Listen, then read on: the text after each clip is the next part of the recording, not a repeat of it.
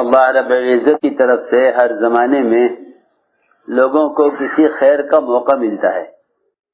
اگر وہ اس خیر کے موقع کو غنیمت جان کر اس خیر کے موقع کی قدر کرتے ہیں تو اللہ تعالیٰ ان کی نسلوں میں اس خیر کو باقی رکھتے ہیں، اور اگر وہ اس خیر کے موقع کو ضائع کر دیں تو یہ سلسلہ ختم ہو جاتا ہے. یہ اللہ کا دستور ہے کہ ہم انہیں خیر کا موقع دیں گے اور دیکھیں گے کہ یہ اس میں کیا کرتے ہیں. اللہ تعالیٰ کے دنیا میں انسان کو اپنا خلیفہ بنانے کا اصل مقصد یہی ہے. فَيَنْظُرْ كَيْفَ تَعْمَلُونَ کہ اللہ دیکھنا چاہتے ہیں کہ تم یہ خیر کا موقع مل کر کیا کرتے ہو. اگر تم اس خیر کے موقع کی قدر کرو تو ہم تم سے آگے کام لیں، اور اگر تم اس خیر کے موقع کو ضائع کر دو تو فرمایا لا ينال عهد الظالمین کہ امانت کو ضائع کرنے والوں سے ہمارا کوئی وعدہ کوئی عہد نہیں ہے. یہ اللہ تعالیٰ کا دستور ہے کہ اللہ رب العزت بہت سے لوگوں کو ہر زمانے میں خیر کا موقع دیتے ہیں، پھر امتحان لیتے ہیں اور امتحان بہت سخت ہوتا ہے. اس امتحان کا مقصد یہ ہوتا ہے کہ یہ اب تک کی کوشش کے بعد اطاعت کی طرف جا رہے ہیں یا خواہش کی طرف جا رہے ہیں، اطاعت کی طرف جا رہے ہیں یا خواہش کی طرف. یہ امتحان ہوتا ہے. اس امتحان میں جو لوگ خواہش کو چھوڑ کر اطاعت کی طرف آ جاتے ہیں ان کو اللہ تعالیٰ اپنے کام کے لیے منتخب کر لیتے ہیں، اور جو اطاعت کو چھوڑ کر خواہش کی طرف چلے جاتے ہیں ان کو اللہ رب العزت نیک لوگوں کی فہرست میں سے نکال دیتے ہیں. سنو، یہ اللہ تعالیٰ کا قدیم دستور ہے، پرانا. ایسا نہیں ہے کہ جو آدمی کام جان لے گا وہ کام کر لے گا. کام کا کرنا قابلیت پر نہیں ہے. یہ حدیث کا مفہوم ہے کہ اللہ رب العزت کسی سے دنیا میں دین کا کوئی کام اس کی قابلیت پر نہیں لیتے، بلکہ صفات قبولیت پر لیتے ہیں. اس پر صفات قبولیت. وہ صفات قبولیت کیا ہیں کہ ان صفات قبولیت میں سب سے بنیادی چیز اطاعت ہے. اگر اطاعت نہیں ہے تو قبولیت نہیں ہے. اطاعت اس کو نہیں کہتے کہ جو کام ہمارے کرنے کا ہوگا اس کو ہم کریں گے، جو ہمارے کرنے کا نہیں ہوگا اس کو ہم چھوڑ دیں گے. اس کو اطاعت نہیں کہتے. صفات قبولیت کے لیے سب سے بنیادی شرط اطاعت ہے. جو اطاعت نہیں ہے تو قبولیت کی صفت نہیں ہے. اس اطاعت میں یہ نہیں ہوگا کہ یہ حکم تو آپ کا میری طاقت سے باہر ہے، میں یہ نہیں کر سکتا. سنو، لا یکلف اللہ نفسا الا وسعها، اس کا مطلب یہ نہیں ہے کہ جو تم سے نہ ہو سکے اس کو چھوڑ دو، بلکہ اس کا مطلب یہ ہے کہ جو تم کر نہیں سکتے تھے اللہ نے تمہیں اس کا مکلف کیا ہی نہیں ہے. یہ مطلب ہے. یہ نہیں کہ جو کرنا نہ چاہو اس کو چھوڑ دو، جو کر نہ سکو اس کو چھوڑ دو، بلکہ اللہ نے جس کام کے کرنے کی انسان میں طاقت نہیں رکھی اللہ نے انسان کو اس کا حکم نہیں دیا. لا یکلف اللہ نفسا الا وسعها کہ ہر شخص کے اندر اللہ رب العزت نے اتنی طاقت رکھی ہے جس سے وہ اللہ کے احکام کو پورا کر سکے.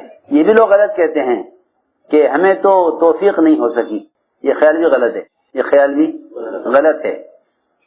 توفیق عمل کرنے کو نہیں کہتے. توفیق کا ملنا عمل کرنے کو نہیں کہتے. توفیق کا ملنا عمل کرنے کو نہیں کہتے. یہ خیال غلط ہے لوگوں کا. ایک دوسرے سے کہتے ہیں کہ دعا کرو اللہ ہمیں توفیق دے. توفیق کا ملنا عمل کرنے کو نہیں کہتے. یہ خیال غلط ہے. بلکہ توفیق کہتے ہیں اللہ تعالیٰ کی طرف سے عمل کا موقع اور اللہ تعالیٰ کی طرف سے عمل کے ذرائع کا مل جانا. میری بات دھیان سے سننی پڑے گی بہت. اسباب خیر کا مہیا ہونا یہ توفیق ہے.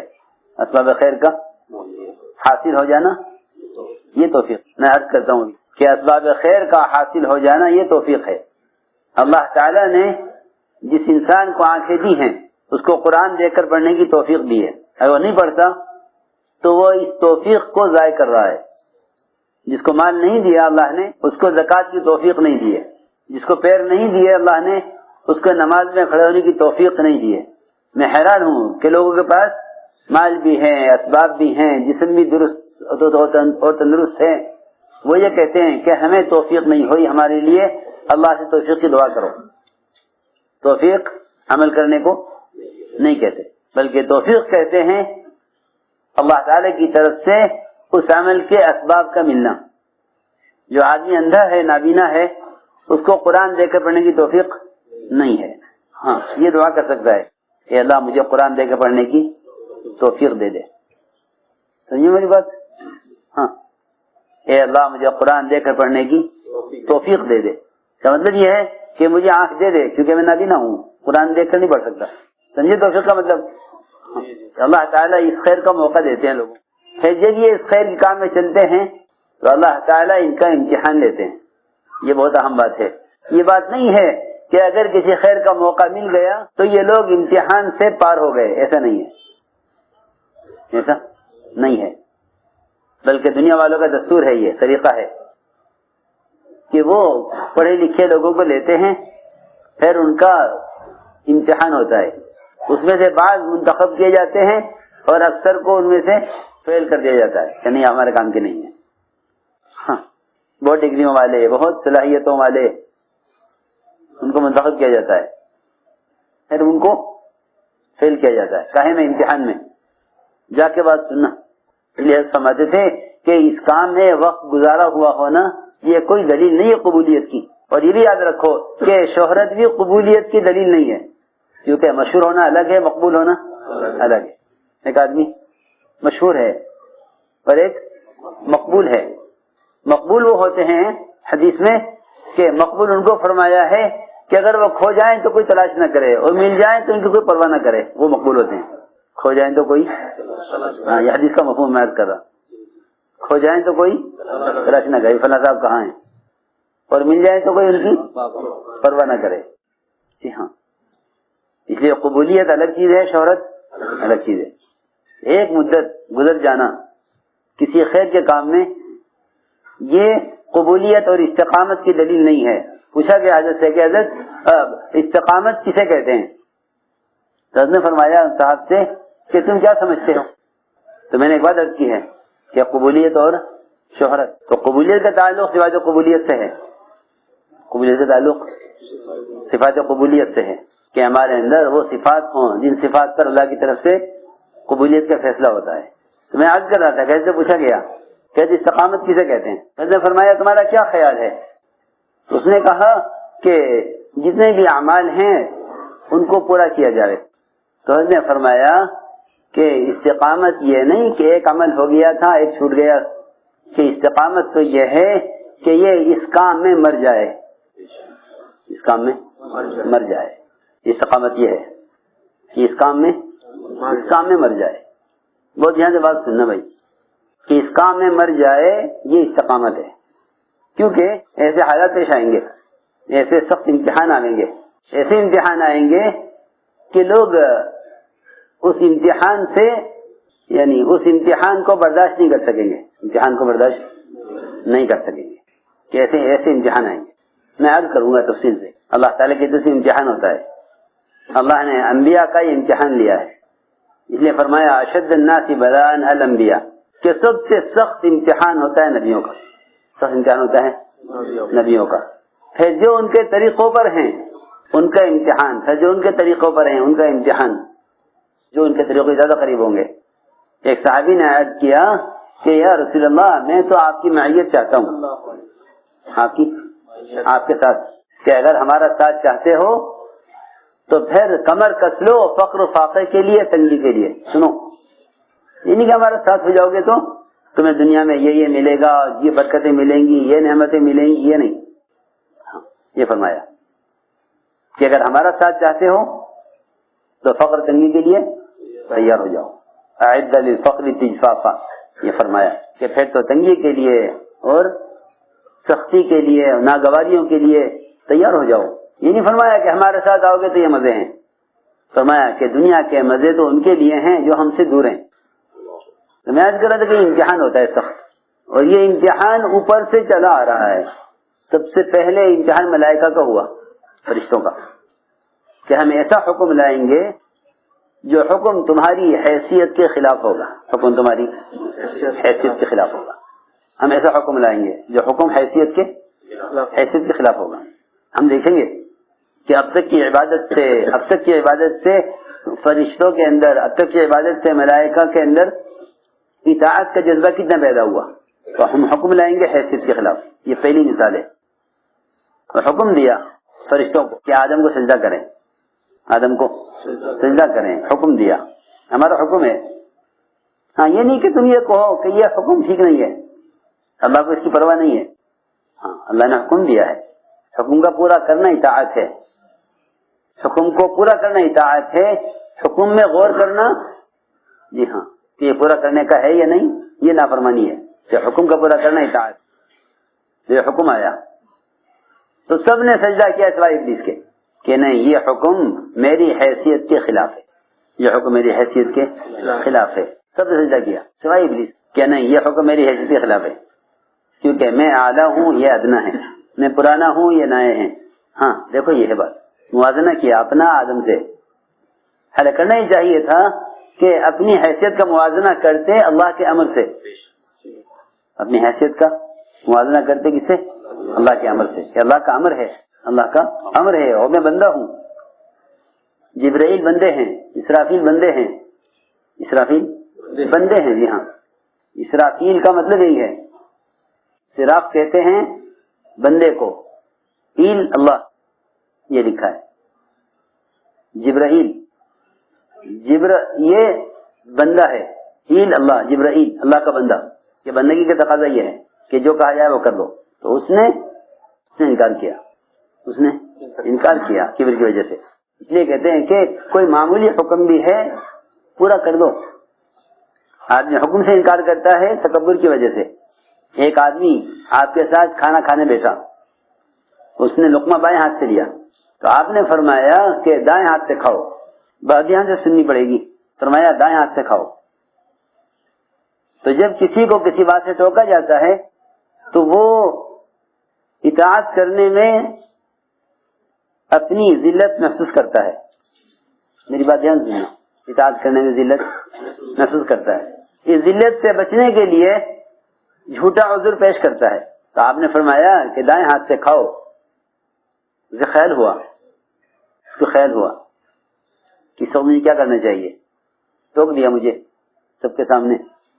تو اس نے بجائے اس کے کہ وہ دائیں ہاتھ سے شروع کرتا کھانا، اس نے کہا کہ اے محمد صلی اللہ علیہ وسلم میرا دائیں ہاتھ اٹھتا نہیں ہے، دائیں ہاتھ اٹھتا نہیں. حالانکہ ایک معمولی بات تھی، فرض واجب نہیں ہے دائیں ہاتھ سے کھانا، فرض واجب نہیں ہے، سنت ہے. کہ ایک سنت سے انکار کے لیے جھوٹا عذر کیا، ایک سنت سے انکار کے لیے جھوٹا عذر کیا، اور یہ کہا کہ یہ میرا دائیں ہاتھ اٹھتا نہیں ہے، حالانکہ ہاتھ بالکل ٹھیک تھا. آپ سمجھ گئے کہ جھوٹ بول رہا ہے. تو آپ نے فرمایا کہ تیرا یہ ہاتھ کبھی نہ اٹھے. تو ہاتھ چل ہو گیا، ہاتھ ختم ہو گیا، ہاتھ کی جان نکل گئی. کہ روایت میں ہے کہ اس وقت کے بعد اس کا ہاتھ کبھی اس کے منہ کی طرف نہیں اٹھا، حالانکہ معمولی بات تھی. کسی حکم کو چھوٹا مت سمجھو. جی ہاں، دائیں ہاتھ سے کھانا ایک سنت ہے. اس نے انکار کیا کبر کی وجہ سے کہ آپ نے مجھے کیوں کہا کہ دائیں ہاتھ سے کھاؤ. اور اس نے اس کا عذر کیا جھوٹا کہ یہ ہاتھ میرا اٹھتا نہیں ہے، یہ ہاتھ میرا اٹھتا نہیں. آپ نے یہ بددعا دی اس وقت، اللہ کرے تیرا یہ ہاتھ نہ اٹھے. سوچ سخت بات ہے، یہ سوچنے کی بات ہے کہ بعض مرتبہ آدمی کبر کی وجہ سے حق کا انکار کر دیتا ہے. یہاں ابا واستکبرا کہ ابلیس نے انکار کیا اور تکبر کیا. یہ نہیں دیکھا کہ بڑے کا امر ہے، بلکہ یہ دیکھا کہ مجھے چھوٹے کو سجدہ کرنے کا حکم دیا جا رہا، حالانکہ امر بڑا ہے، فرشتے سے بھی آدم سے بھی، فرشتے سے بھی اور آدم سے بھی امر بڑا ہے اللہ کا کہ اللہ کے امر کو پورا کرو. مناج کے پہلا امتحان یہ ہے. یہاں ابلیس اس امتحان میں فیل ہو گیا تو نکال دیا گیا. اور یہ بات یاد رکھو کہ جو نکال دیا جائے گا اطاعت نہ ہونے کی وجہ سے، اس کی کوشش بھی دوسروں کو نکالنے کی ہوگی. یہ بھی ایک بات ہے، یہ قدیم دستور بتا رہا میں آپ کو. جی ہاں کہ نکل گئے ہم تو نکل گئے، مگر ہم نکل کر تمہیں نکال کر چھوڑیں گے. جی ہاں، تمہیں بھی نکال کر چھوڑیں گے، کیونکہ تمہیں سجدہ کرنے کے چکر میں ہمیں نکالا گیا ہے. ہاں ہم تمہیں بھی یہاں نہیں چھوڑیں گے. جی ہاں سنو، یہ بہکایا اس نے بہکایا اس طرح کہ جس طرح میں نکالا گیا ہوں تمہیں بھی یہاں سے نکلنا ہے. کہ ہم نکلنا نہیں چاہتے, کہ نکلنا نہیں چاہتے تو میری بات مانو. کہ کیا؟ کہ اس درخت میں سے کھا لو, کھا لو گے تو ہمیشہ رہو گے. تمہیں روکا ہے نا درخت کھانے سے, کیا روکا ہے؟ کہ روکا اس لیے ہے تاکہ تم یہاں ہمیشہ نہ رہو, اس لیے روکا گیا ہے کھانے سے. کھا لو گے تو ہمیشہ رہو گے یہاں, یہ مشورہ دیا. چنانچہ یہ بھی نکالے گئے کہ نکلنے والوں کی دو قسمیں ہیں, یاد رکھنا. کسی خیر کے موقع سے محروم ہونے والے, کسی خیر کے موقع سے نکالے جانے والوں کی دو قسمیں ہیں. جی ہاں, ایک قسم تو وہ ہے جو گناہ کر کے استغفار کریں, گناہ کر کے استغفار کریں کہ وہ تو واپس آ جائیں گے. برائے ابن عازب سے پوچھا گیا کہ ہلاک ہونے والا وہی تو ہے نا جو گناہ کرے؟ فرمایا نہیں, گناہ گار ہلاک نہیں ہوتا, گناہ گار تو توبہ کر کے نجات پا لیتا ہے. ہلاک تو وہ ہوتا ہے جو کسی گناہ کرنے والے کو اللہ کی رحمت سے مایوس کرے. ہلاک وہ ہوتا ہے جو گناہ گار کو مغفرت سے مایوس کرے. یہ ہلاک وہ ہوتا ہے جو گناہ گار کو مغفرت سے مایوس کرے. ہلاک وہ نہیں ہوتا جو گناہ کر کے توبہ کر لے, کیونکہ گناہ کرنے والے کے ساتھ نجات ہے استغفار.